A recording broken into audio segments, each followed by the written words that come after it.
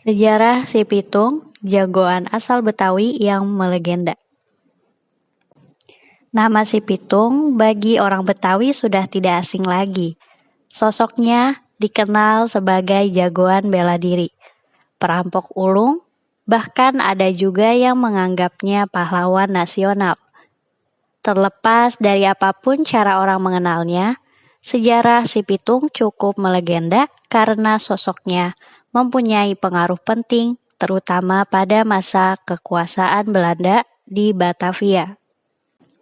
Ada yang menyebut Si Pitung anak pinggiran Batavia, komplotan bandit, tapi ada pula cerita yang baik mengatakan Si Pitung adalah pahlawan karena selalu menolong orang yang tertindas. Lantas, siapa sebenarnya sosok Si Pitung yang melegenda itu? Sejarah Si Pitung. Si Pitung, yang nama aslinya Ahmad Niti Kusumah, merupakan anak laki-laki dari pasangan Pinah dan Piung, asal kampung Rawabelong, Jakarta dengan karakter pemberani. Dahulu sekitar abad ke-19, Rawabelong disebut Ome London yang berarti pinggiran Batavia. Saat itu kawasan ini telah dikenal padat penduduk. Si Pitung dibesarkan dengan latar pendidikan di sebuah pondok pesantren perguruan Haji Naipin, sehingga ia mampu mengaji dan berkepribadian baik. Kabarnya, Si Pitung mulai melakukan aksi perampokan pada 1892 sampai 1893. Tapi, hal itu dilakukan dengan alasan pemicunya adalah kejadian perampokan saat menyerang keluarganya. Mulanya Si Pitung selalu membantu sang ayah menjual kambing. Hingga suatu hari ada komplotan bandit Belanda dan Tionghoa yang merampok uang dari hasil berjualan kambing ayahnya.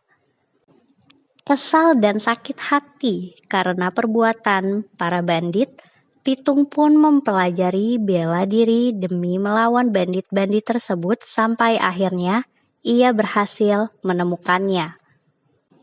Atas kejadian itu, Pitung mulai banyak mengenal komplotan bandit. Akan tetapi pandangan orang terhadap dirinya jadi berubah seakan Si Pitung termasuk golongan bandit.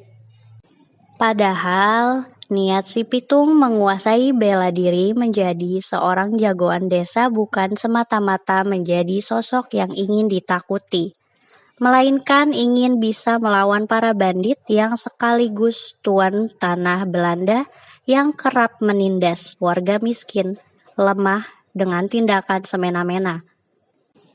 Kemampuan bela diri Si Pitung pada akhirnya cukup membuat was-was para tuan tanah. Kemudian sekitar tahun 1892 Si Pitung melakukan aksi perampokan. Si Pitung, perampok ulung. Masih tentang sejarah Si Pitung, kabarnya rumah yang dirampok itu merupakan kediaman Haji Sapiudin, yaitu tuan tanah asal Bugis, Sulawesi Selatan. Aksi perampokan tersebut menyebar luas, sampai dimuat dalam surat kabar Hindia Belanda pada 10 Agustus 1892. Pitung kerap merampok rumah tuan tanah lain untuk mengambil hasil rampasan mereka dan membagikannya kembali ke warga miskin. Hampir semua tuan tanah sudah mengenal Si Pitung, bahkan ketika mereka mengalami perampokan, namanya selalu diincar dan diburu polisi. Si Pitung juga dianggap pemberontak, sehingga orang-orang Belanda ingin dirinya ditumpas seakan-akan mereka ini tidak bergerak bebas dalam menindas orang-orang kecil. Museum Rumah Si Pitung. Si Pitung tewas meninggalkan duka tersendiri bagi warga Betawi karena sosoknya dikenal pahlawan dalam membantu melawan tuan tanah Belanda. Kisah Si Pitung pun mulai diabadikan warga sekitar ke dalam bentuk lenong, yaitu kesenian teater tradisional Betawi. Sosok si Pitung digambarkan sebagai pemuda gagah berani, tampan, baik hati, dan andal bela diri. Kemudian kisah itu diadaptasi ke dalam film berjudul Si Pitung pada 1930.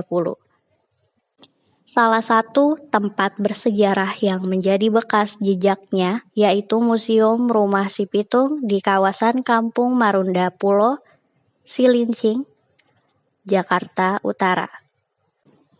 Rumah tersebut diyakini sebagai kediaman saudagar Haji Sapiyudin yang pernah dirampok si Pitung. Bangunannya juga masih khas berupa rumah panggung. Pada 1999, rumah tersebut dijadikan bangunan cagar budaya berdasarkan Peraturan Daerah Provinsi DKI Jakarta Nomor 9 Tahun 1999 dan diberi nama Rumah Si Pitung. Itulah sejarah Si Pitung yang dijuluki sebagai jagoan bela diri karena aksinya yang kontroversial. Namun, kisahnya tetap abadi bagi warga Betawi.